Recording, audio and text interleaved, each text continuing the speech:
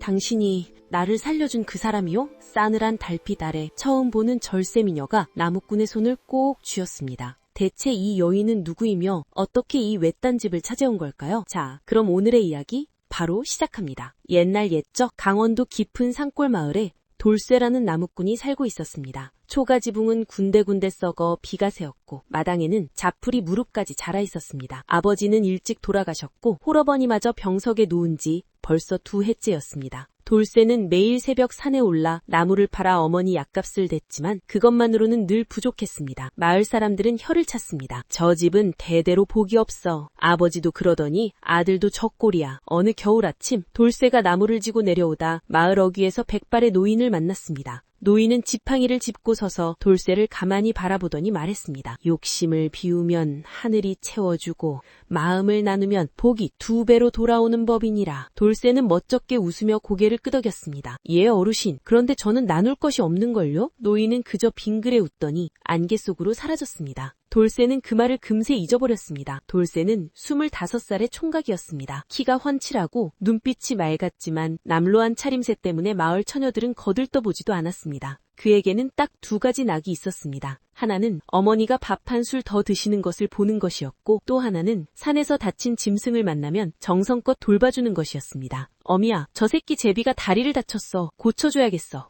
이 녀석아, 네 밥도 없는데 짐승 걱정이냐? 어머니는 타박했지만 입가에는 웃음이 걸렸습니다. 마을에서 돌쇠를 모르는 사람은 없었습니다. 가난하지만 마음씨 하나는 산골에서 제일이라는 것을. 그해 늦가을 돌쇠가 산길을 느려오다 바위 틈새에 끼인 여우 한 마리를 발견했습니다. 흰 털에 피가 배어 있었고 눈은 거의 감겨 있었습니다. 덫에 걸렸다 간신히 빠져나온 듯 했습니다. 세상에, 이러다 죽겠구나. 돌쇠는 망설이지 않았습니다. 여우를 품에 안고 집으로 달려왔습니다. 어머니는 기겁을 했습니다. 아니, 저것을 왜 데려오는 게야? 여우는 불길한 짐승이라고. 죽어가는데 어떻게 그냥 지나쳐요, 어머니. 돌쇠는 상처를 씻기고 천으로 감아주었습니다. 이튿날 아침 여우는 사라지고 없었습니다. 그날부터 마을에 이상한 소문이 돌기 시작했습니다. 돌쇠가 여우를 집에 들였다더라. 여우를 건드리면 화를 당한다는데 저 녀석은 미쳤나봐. 마을 어른 하나가 돌쇠를 불러세웠습니다. 이놈아, 여우는 사람을 홀리는 짐승이야. 어서 산에 가서 쫓아버려. 돌쇠는 고개를 저었습니다. 어르신, 이미 낳고 떠났습니다. 떠났다고?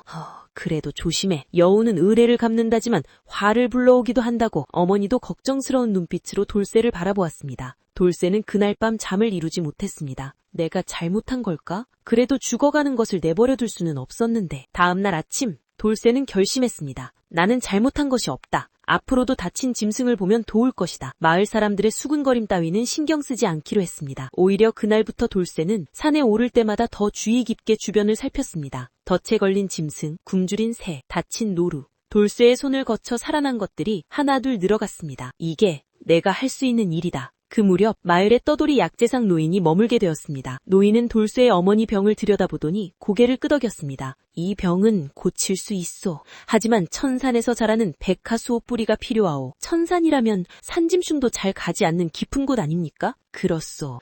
허나 마음이 맑은 자라야 길을 찾을 수 있다 했소. 노인은 돌쇠의 눈을 가만히 들여다보며 말했습니다. 자네는 욕심이 없구먼. 그 마음이 자네를 지켜줄 것이요. 돌쇠는 그 말이 어쩐지 오래전 어귀에서 만난 노인의 말과 닮았다고 생각했습니다. 그날 밤 돌쇠는 천상행을 결심했습니다. 이튿날 아침 돌쇠는 홀로 천상으로 향했습니다. 산은 깊고 길은 없었습니다. 가시덤불이 옷을 찢고 낭떠러지가 앞을 막았습니다. 그런데 이상한 일이 벌어졌습니다. 돌쇠가 막다른 곳에 설 때마다 어디선가 흰 짐승 한 마리가 나타나 길을 안내하는 것이었습니다. 저게 뭐지? 자세히 보면 사라지고 걸음을 멈추면 다시 나타났습니다. 돌쇠는 그 짐승을 따라 산을 올랐습니다. 해가 중천에 이르렀을 때 바위 틈새에서 흰 뿌리가 빛을 내고 있었습니다. 백화수호였습니다. 찾았다! 돌쇠가 뒤를 돌아보았을 때 흰 짐승은 이미 사라지고 없었습니다. 산을 내려오던 돌쇠는 문득 깨달았습니다. 그 짐승의 눈빛이 바위 틈새에서 구해준 그 여우와 똑같았다는 것을. 집에 돌아와 약재상 노인에게 뿌리를 건네자 노인은 크게 웃었습니다. 역시 자네였군. 노인은 약을 다려 어머니께 드렸고 사흘 만에 어머니는 자리에서 일어났습니다. 어머니가 병석에서 일어난 날 돌쇠는 태어나서 처음으로 펑펑 울었습니다. 마을 사람들도 찾아와 축하했습니다. 돌쇠야, 이제 됐다. 이제 장가도 가고 잘 살아봐라. 돌쇠는 웃으며 고개를 끄덕였습니다. 모든 것이 끝난 것 같았습니다. 시련도 걱정도 다 지나간 것 같았습니다. 하지만 그것은 착각이었습니다. 진짜 이야기는 이제부터였습니다. 마을에 새 이방이 부임해왔습니다. 탐욕스럽기로 소문난 자였습니다. 이방은 돌쇠가 천산에서 백화수호를 캐왔다는 소문을 듣고 눈이 번뜩였습니다. 그 산에 약초가 그렇게 많다고? 내가 독점하겠다. 이방은 천산 일대를 관아 소유로 묶어버렸습니다. 이제부터 천산에 드는 자는 밀채취로 다스린다. 돌쇠는 하루아침에 생계를 잃었습니다. 나무도 못하고 약초도 못 캐니 먹고 살 길이 없었습니다. 설상가상으로 이방은 돌쇠를 불러 으름장을 놓았습니다. 네 놈이 약초값을 못 냈다 했지. 그럼 이 집을 가져가겠다. 어머니가 매달렸습니다. 이것만은 안 됩니다.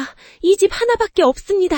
하인들은 어머니를 밀치고 살림을 끌어냈습니다. 돌쇠는 주먹을 꽉 쥐었지만 어찌할 수가 없었습니다. 그날 밤 돌쇠와 어머니는 빈 마당에 멍하니 앉아 있었습니다. 찬바람이 불었습니다. 어머니는 아무 말도 하지 않았습니다. 그 침묵이 돌쇠의 가슴을 더 깊이 찔렀습니다. 돌쇠는 홀로 산 어귀에 앉아 밤나루를 바라보았습니다. 모든 것을 잃었습니다. 집도, 생계도, 믿었던 이웃도. 그때 문득 귓가에 맴도는 말이 있었습니다. 오래전 백발 노인이 했던 말이었습니다. 욕심을 비우면 하늘이 채워주고 마음을 나누면 복이 2배로 돌아오는 법이니라. 돌쇠는 눈을 감았습니다. 나는 아무것도 바라지 않았다. 그저 살려주고 싶었을 뿐이다. 그 순간 이었습니다. 싸늘한 달빛 아래 낯선 발소리가 들려왔습니다. 돌쇠가 고개를 드는 순간 눈앞에 여인이 서 있었습니다. 눈썹은 먹으로 그린 듯 진하고 눈동자는 가을 하늘처럼 맑았습니다. 당신이 나를 살려준 그 사람이요? 여인은 돌쇠의 손을 꼭 쥐었습니다. 품 안에서 비단 보자기 하나를 꺼냈습니다. 이것으로 저를 살려준 은혜를 갚겠습니다. 보자기 안에는 관아 문서 한 장이 들어있었습니다. 천산 일대가 본래 돌쇠의 아버지 명의로 등록된 산임을 증명한 문서였습니다. 아버지가 이걸 갖고 계셨다고요? 오래전 당신 아버지께서 산짐승을 보살펴 주셨습니다. 저희 어미가 그 은혜를 잊지 못했지요. 여인은 그것이 전부가 아니었습니다. 그녀는 돌쇠를 데리고 고을 원님을 찾아갔습니다. 원님 앞에 문서를 펼치자 이방의 얼굴이 사색이었습니다. 이것은 위조입니다. 위조라 하시오. 3대전 관인이 찍힌 문서를. 원님은 문서를 찬찬히 살폈습니다. 이방, 네 죄를 네가 알렸다. 이방의 죄상이 낱낱이 드러났습니다. 백성의 땅을 빼앗고 없는 죄를 씌우고 뇌물을 받아 챙긴 것까지. 측근들마저 살려달라고 고개를 조아리며 이방을 팔아넘겼습니다. 이방은 곤장을 맞고 관직을 박탈당했습니다. 가사는 모두 몰수되었고 만신창이가 된 몸으로 거리에 내쳐졌습니다. 한 푼만 주시오. 배가 고픕니다. 지나가던 사람들은 침을 뱉었습니다. 탐욕에 눈이 멀어 착한 백성을 짓밟으려 했던 자의 비참한 말로였습니다. 천사는 돌쇠에게 돌아왔고 빼앗긴 집도 되찾았습니다. 그날 밤 돌쇠는 여인에게 물었습니다. 당신은 대체 누구요? 여인은 그저 빙그레 웃었습니다. 이튿날 아침 여인은 사라지고 없었습니다. 마당에는 흰 털 한 오락에 남아있었습니다. 세월이 흘렀습니다. 천산 아래 돌쇠의 집은 작은 약재 마을이 되었습니다. 어머니는 건강하게 마당에 앉아 햇볕칠제였습니다. 돌쇠는 오늘도 새벽 산을 오르며 다친 짐승이 없나 살폈습니다. 가난하던 나무꾼은 이제 고을에서 가장 믿음직한 사람이 되어 있었습니다. 마을 사람들은 말했습니다. 저 집엔 뭔가 다른 복이 있어. 산신령이 돕는 게 아닐까? 마음을 나누면 복이 2배로 돌아온다 했습니다. 돌쇠의 이야기가 바로 그것이었습니다. 지금 화면에 나오는 더 재미있는 영상들도 함께 해주세요. 그럼 모두 행복한 하루 보내세요. 감사합니다.